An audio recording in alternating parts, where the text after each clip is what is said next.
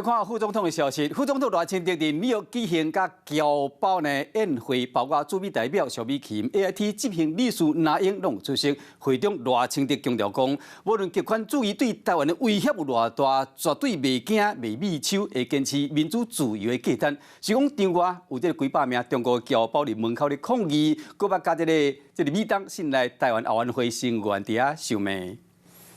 恭祝赖副总统率领的特使团圆满成功。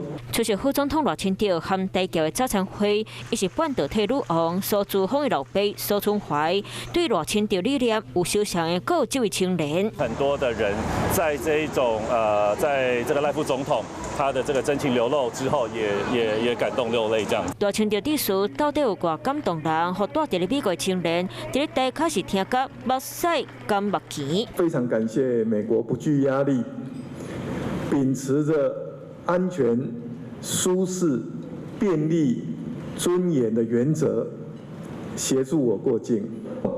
我用一鞠躬向大家表达最由衷的感激，感谢你们。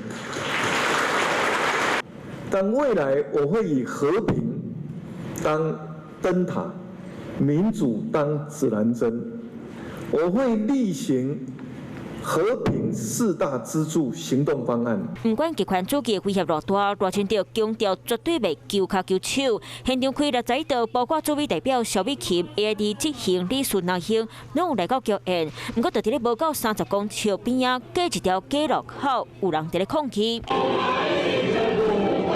亚保条大声发抗议，这个人真面熟，你无看唔到。因伫咧总统蔡英文3月过境美国时就出现过，不过这摆互问到是要甲谁抗议咧？知道你们今天要抗议谁吗？抗议台独的人。是谁？是谁啊？你们要抗议谁？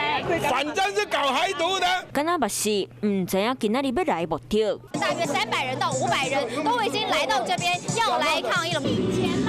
哪里有零钱？我给钱你，我很多钱，你要不要？